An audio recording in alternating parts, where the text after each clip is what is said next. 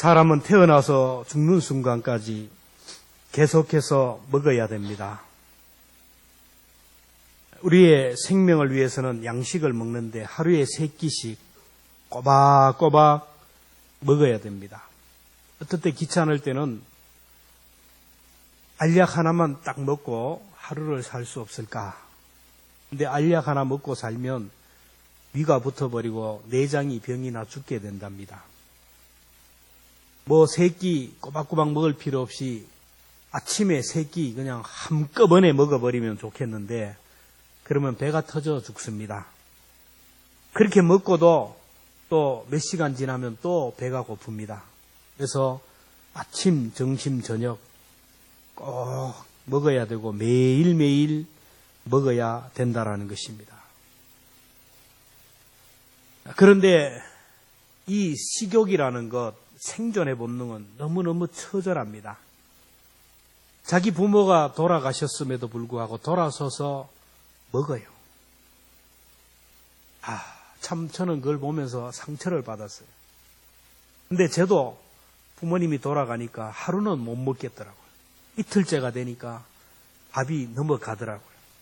이게 하나님이 우리에게 주시는 생존의 법칙, 생명을 유지하기 위해서 음식을 먹어야 된다라는 거예요. 근데 중요한 것은 오늘 이 시대는 너무 많이 먹어서 문제고 잘 먹어서 문제입니다. 옛날에는 못 먹어서 문제였는데 지금은 너무 잘 먹어서 문제고 너무 많이 먹어서 병이 드는 그런 시대입니다. 한 사람이 일생을 통하여 먹는 것을 통계를 내어보니 얼마나 많이 먹는지 80년을 산다고 하면 하루 3끼씩 평생 87,600끼를 먹는다라는 겁니다. 이걸 한 끼에 10,000원으로 치면 일생 먹는 돈이 8억 1,600만 원이나 되는 밥을 먹어치운다라는 거예요. 간식까지 치면 또 너무 엄청납니다. 일생 먹는 양을 치면 80톤, 놀라지도 않아요. 8톤 트럭으로 10대를 먹어치우고 살아가는 겁니다. 먹는 시간도 하루에 한 끼를 40분 치면 120분, 2시간을 먹게 됩니다. 간식 먹고 커피 먹고 이런저런 먹는 것, 또 음식 만들기 위해 시장 가고 요리하고 먹고 설거지하고 이런 시간까지 합하면 우리 인생의 대부분을 먹는 데 투자하는 것을 알 수가 있습니다. 이렇게 많은 시간을 투자하고 그렇게 먹는 이유는 뭐냐? 이게 뭐냐면 생명과 직결되기 때문입니다. 옛날이나 지금이나 먹고 사는 문제가 경제적인 문제가 큰 이슈입니다. 가정을 경제적으로 먹고 사는데 문제가 없게 하는 그 부모는 존경을 받아요. 나라도 경제적인 문제를 해결한 지도자는 성공한 대통령입니다. 근데 경제를 망쳐버린 지도자는 망고의 역적이 되고 맙니다. 예수님 당시 수많은 사람들이 예수님을 구름대처럼 쫓아다닌 이유도 뭐냐면 먹고 사는 문제가 절박한 시대에 먹는 문제를 해결하기 위하여 예수님을 따라다녔어요. 예수님이 보리떡 5개와 물고기 2마리로 5,000명을 먹이고 12강줄이나 남기자 많은 사람들이 예수님을 따라다녔어. 로마 압제에서 가난과 굶주림으로 지쳐있는 그들에게 이분이야말로 먹고 사는 문제를 해결하시는 분이고 이분이야말로 다윗의 후손으로 오신 메시아라고 생각하며 예수님을 왕으로 세우려고 했습니다. 요한복음 6장 15절에 보면 예수께서 그들이 와서 자기를 억지로 임금으로 삼으려는 줄 아시고 다시 산으로 떠나가니라. 사람들이 와서 예수님을 왕으로 모시려고 하니까 도망을 냈습니다. 예수님을 찾는 이유, 신을 찾는 이유는 이 생명과 직결되는 먹고 사는 문제, 건강의 문제, 경제적인 문제를 해결하기 위해서 오늘도 신앙생활을 하는 사람들이 많습니다. 그러나 주님은 먹고 사는 양식의 문제를 걱정하지 말라라는 거예요. 육신의 양식은 하나님 아버지가 해결해 주실 것이라고 했습니다. 자, 예수님이 오병이어의 기적을 행했는데 보리떡 5개와 물고기 2마리로 5,000명을 먹이고 12광주리를 남겼어요. 왜 11광주리가 아니고 12광주리일까요? 여러분 12라는 숫자는 이스라엘 민족 전체를 상징하는 숫자입니다. 하나님이 이스라엘 백성 전체를 먹여 살리고도 남는다라는 메시지입니다. 옛날에 저희 할머니가 잔치집에 가면 손수건에다가 음식을 싸서 왔어요. 지금 생각하면 코도 닦고 눈물도 닦고 했을 텐데 그때는 그것도 모르고 왜 그렇게 맛있었는지. 옛날에 뷔페집에 가면은 가방을 가지고 가죠. 그래가지고 배가 시큰 터지게 먹고 가방에 싸가지고 내일 먹을까지 싸가지고 오는 사람이 있어요. 그러다 걸려서 혼이 나는 경우도 있는데 예수님이 그랬어요.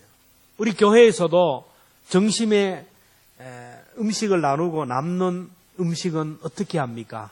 많은 교회들이, 우리 교회도 그런 줄 아는데 혼자 사신 어르신들 공양하기 위해서 드려야 돼요.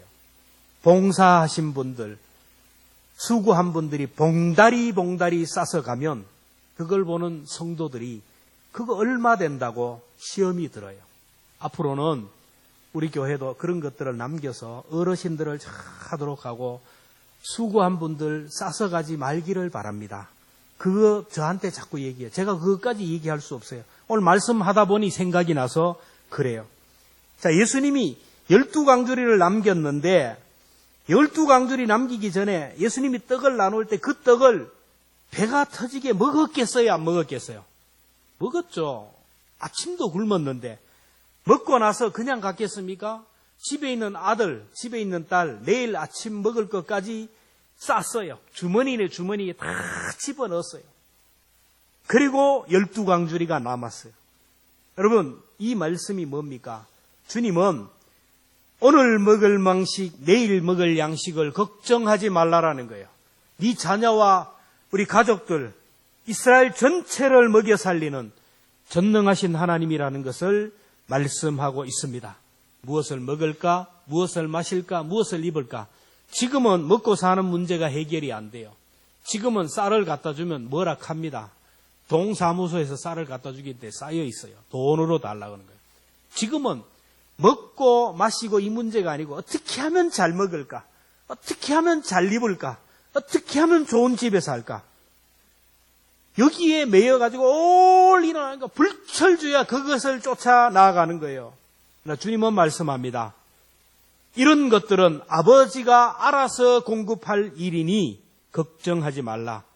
마태복음 6장 26절 말씀 같이 봅니다. 시작. 공중의 새를 보라. 심지도 않고 거두지도 않고 창고에 모아들이지도 아니하되 너희 하늘 아버지께서 기르시나니 너희는 이것들보다 귀하지 아니. 하늘을 나는 새들이 봄에 파종을 하기 위해서 씨를 뿌리는 거 봤습니까? 여름에 김을 메고 가을이 되면 추수를 하고 내일 먹기 위해서 이걸 창고에 쌓는 것을 보았습니까? 공중의 새도 하나님이 이렇게 기르는데 하물며 하나님의 아들이야 내가 아들들에게 필요한 것을 주시지 않겠느냐. 그러면서 말씀합니다. 마태복음 6장 31절 32절 같이 봅니다. 그러므로 염려하여 이르기를 무엇을 먹을까 무엇을 마실까 무엇을 입을까 하지 말라. 이는 다 이방인들이 구하는 것이라.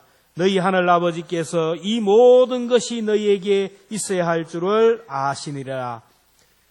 어떻게 하면 잘 먹고 어떻게 하면 좋은 집에 살고 어떻게 하면 좋은 아파트에 어떻게 하면 내 노후를, 이건 믿지 않는 세상 사람들이 하는 것이다. 너희 하늘 아버지께서 너희에게 다 주실 것이라는 거예요. 그러면서 말씀합니다. 마태복음 6장 33절 그런즉 너희는 먼저 그의 나라와 그의 의를 구하라. 그리하면 이 모든 것을 너희에게 더하시리라. 여러분, 성경의 결론은 그렇습니다. 네가 내 걱정하면 내가 너 걱정해 줄게. 네가 내 일 하면 내가 너의 일 해줄게. 네가 내 일 신경 쓰면 내가 너의 일을 신경 써줄게. 그것입니다. 여러분, 눈을 들어 하나님의 손을 보십시오.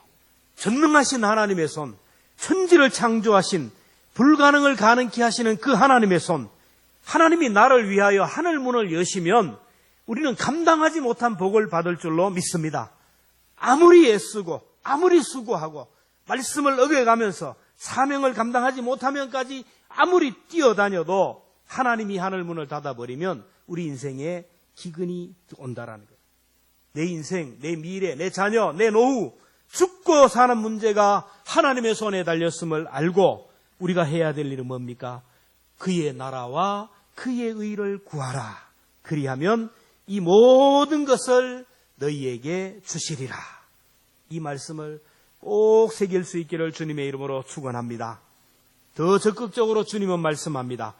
육신의 양식을 위하여 일하지 말고 영의 양식을 위하여 일하라. 이스라엘 백성들은 예수님을 따라다니면서 왕으로 막 세우려고 하자 예수님은 막 피해서 도망해요. 가는 곳마다 따라오니까 예수님 막 귀찮아서 하신 말씀이 요한복음 6장 26절입니다.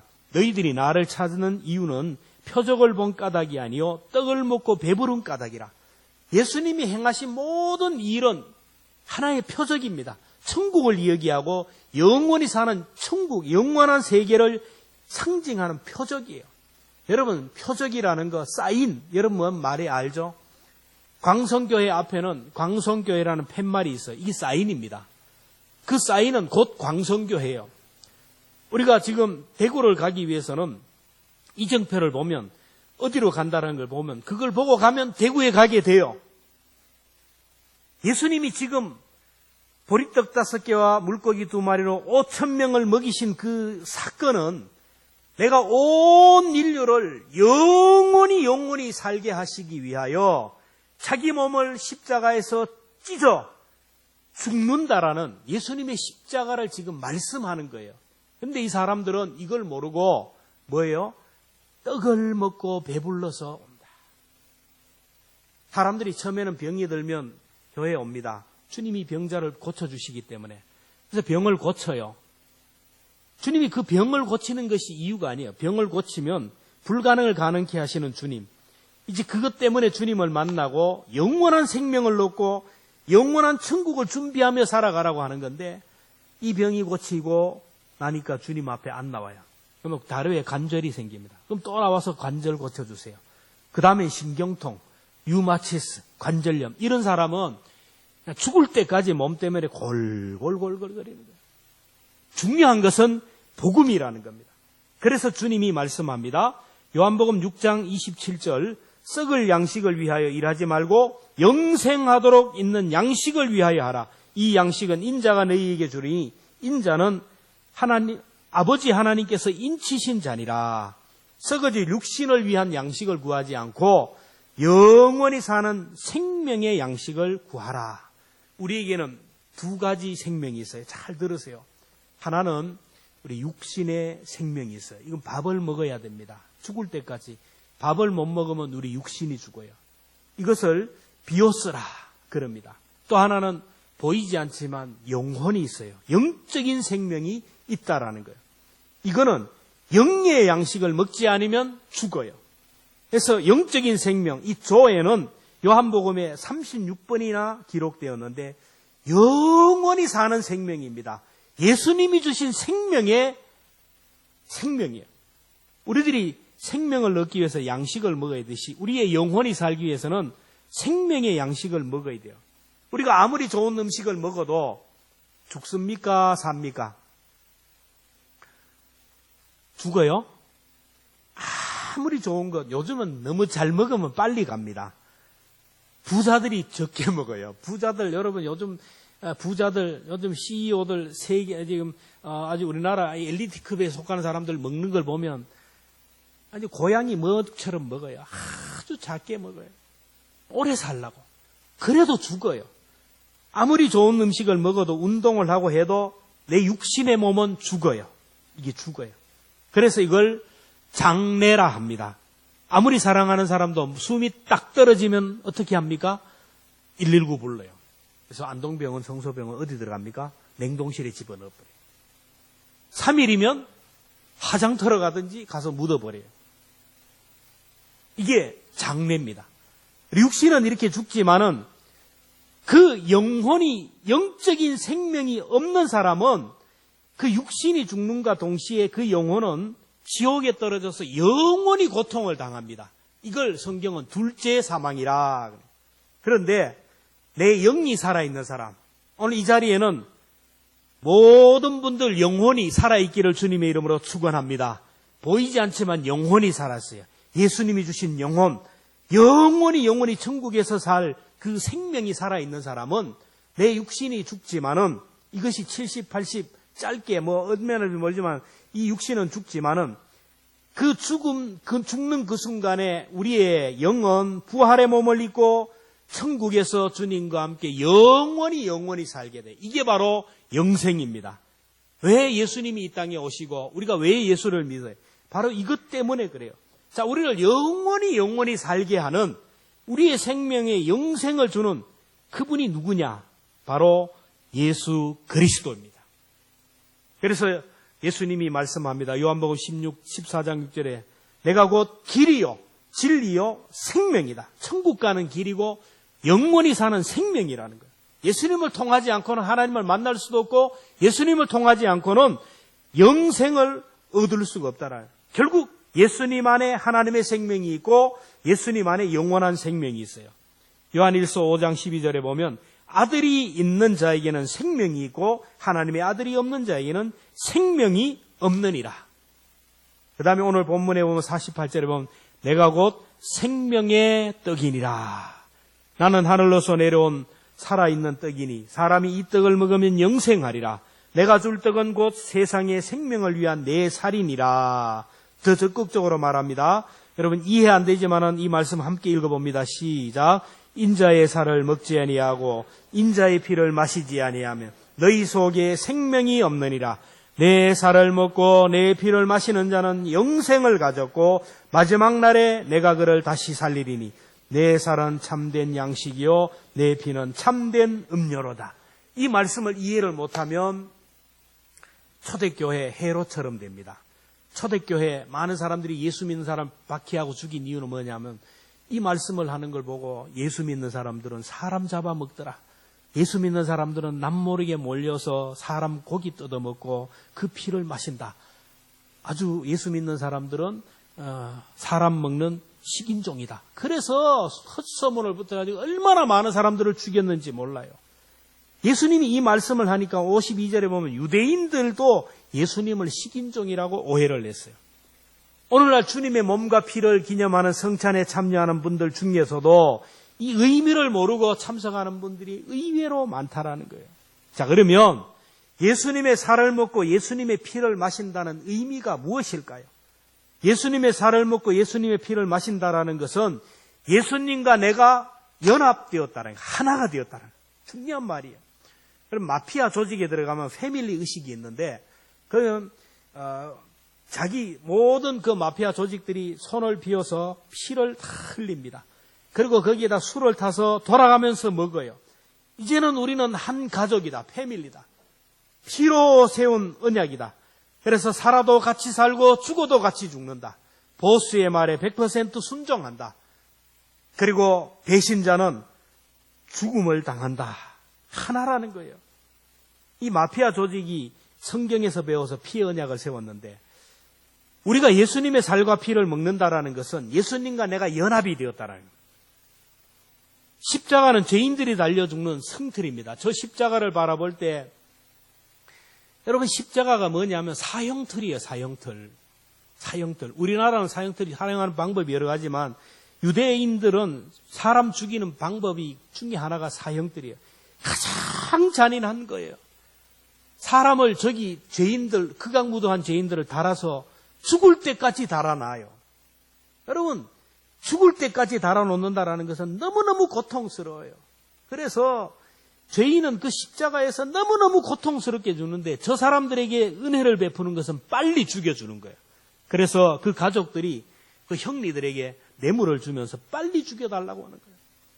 빨리 죽여주는 게 은혜예요. 너무 고통스럽기 때문에. 그 저주의 틀이 바로 십자가입니다. 자, 오늘 저와 여러분들이 죄로 인하여 하나님과 원수가 되고 저주의 십자가에 우리가 달려 죽어야 할 죄인들입니다. 여러분, 십자가에 여러분이 달려야 돼요. 저와 여러분들이. 한번 생각해 보세요. 십자가에 달려 죽고, 그리고 그 죄값으로 지옥에서 영원히 고통당해야 할 것이 오늘 우리가 처해야 할 운명입니다. 죄의 삭선 사망이에요. 그런데 어떻게 합니까? 예수님이 내가 진 그 십자가, 내가 져야 할 십자가 앞에서 그분이 친히 십자가에 못 박혀 돌아가셨어요. 그래서 이사야 선지자는 말합니다. 그가 찔림은 우리의 허물을 인하며 그가 상함은 우리의 죄악 때문이라. 그가 징계를 받음으로 우리는 평화를 누리고 그가 채찍에 맞음으로 우리가 나음을 받았도다. 하나님께서는 우리 모두의 죄악을 그에게 담당시키셨느니라. 내가 지금 죽어야 되는데, 한번 생각해 보세요. 내가 죽어야 되는데 내 앞에서 예수님이 나를 대신해서 십자가에 못 박아 죽었어요. 물과 피를 다 쏟으시고 그 살을 찢어가면서 죽으셨어요. 예수님의 피와 살을 먹는다라는 것은 주님과 내가 십자가에서 함께 죽었다라는, 내가 죽었다라는 나에 대한 사망 선언을 하는 거예요. 세례를 받을 때 바로 사망 선언을 하지 않습니까? 예수님이 나의 십자가를 지고 죽으실 때 내 모든 죄도 사망 선언을 하는 거예요. 지옥에 가야 할 그 사이 죄가 예수님의 십자가에서 해결이 되고, 예수님이 3일 만에 부활하심으로 인하여 오늘 그분 때문에, 그분으로 인하여 내 영도 영원히 사는 생명을 얻게 된 줄로 믿습니다. 십자가와 함께 우리 옛사람이 죽은 사람은 하나님의 자녀로 거듭났고 영생을 얻었고 영원히 사는 생명을 얻었어요. 요한복음 5장 24절에 보면 내 말을 듣고 또 나 보내신 믿는 자는 영생을 얻었고 심판에 이르지 아니하나니 사망에서 생명으로 옮겼느니라. 예수님과 함께 십자가에 죽은 사람은 절대로 죄를 지을 수가 없어요. 내 속에 영원한 생명이 있기 때문에, 내 속에 영원히 사는 생명이 있기 때문에 죄를 지을 수가 없어요. 요셉이 보디발의 아내가 아무리 유혹해도 죄를 지을 수 없었던 것처럼 예수의 생명이 있는 사람, 우리 속에 부활의 씨가 있는 사람은 죄의 자리에 빠지지도 않고 빠질 수도 없고 지옥에 가려다 갈 수가 없는 사람들이에요. 그래서 주님의 몸과 피를 기념하는 성찬에 참여할 때마다 나는 예수님과 함께 십자가에서 죽었습니다. 나에 대한 사망 선언하는 것이 바로 성찬에 참여하는 것입니다. 아무 뜻도 모르고 그냥 이거 먹으면 천국 간다. 천만의 말씀입니다. 그리고 예수님의 살과 피를 마신다라는 의미는 생명의 떡이신 예수님을 날마다 섭취하라는 거예요. 55절에 보면 인자의 살을 먹지 아니하고 인자의 피를 마시지 아니하면 너희 속에 생명이 없느니라. 예수님의 생명, 영혼이 살아있으면 그 안에 모든 것이 있어요. 육이 살아있는 사람은 먹습니다. 아이가 태어나면 생명이 있으면 아주 그냥 필사적으로, 생명이 살아있는 사람은 부모가 옆에 돌아가셔도 밥맛, 입맛 그냥 다 막 먹어요. 죽을 때까지 먹어요. 근데 입맛, 밥맛 떨어지고 먹지 못하면 죽게 되는 거예요. 마찬가지로 영이 살아있는 사람, 예수 그리스도로 인하여 그 영혼이 살아있는 사람은 영의 양식을 먹지 않을 수가 없어요.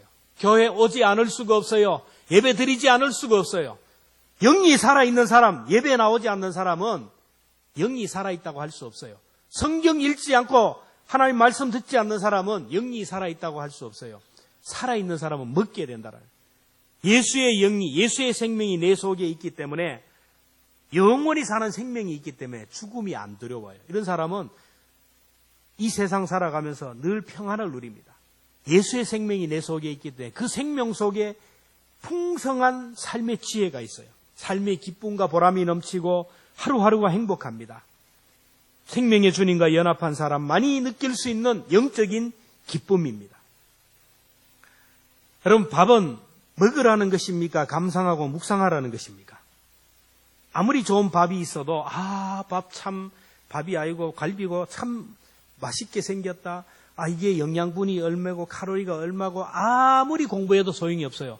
그것을 내가 먹을 때 그 밥이 내 속에 들어옴으로 인하여 내 속에서 소화가 되고 영양분이 생기고 힘을 얻고 활력을 얻어요. 마찬가지로 하나님의 말씀, 성경이 여러분의 가정에 아무리 많고 설교 말씀을 아무리 전해도 이 말씀을 아멘으로 내가 받아들이지 않으면 내 속에 생명의 역사가 일어나지 않아요. 밥맛이 없는 사람은 입맛으로 먹고, 입맛이 없는 사람은 또 밥맛으로 먹고, 이를 악물고 자꾸 먹으면 살아요. 마찬가지로 우리가 하나님의 말씀을 자꾸 읽다가 보면, 말씀을 자꾸 듣다가 보면 이 말씀이 우리에게 힘을 줘서 말씀에 우리가 붙들려가고 예수의 생명이 나를 이끌어가요. 이끌어간다. 밥맛이 없고 입맛이 없어도 자꾸 먹으면 건강해듯이 하나님의 말씀이 증거될 때마다, 말씀이 들려질 때마다 아멘으로 순종하면 그 말씀이 내 속에 능력이 된다라는 거예요. 그런 말이 있습니다. 기는 놈 위에 뛰는 놈이 있고, 뛰는 놈 위에 나는 놈이 있고, 나는 놈 위에 붙어 다니는 놈이 있다. 붙어 다니는 사람, 감당이 안 돼요. 파리가 주인에게 붙어 있으면 대구도 가고 부산도 가고 서울도 가고, 들키지 않고 잘 붙어 있으면 미국도 가요.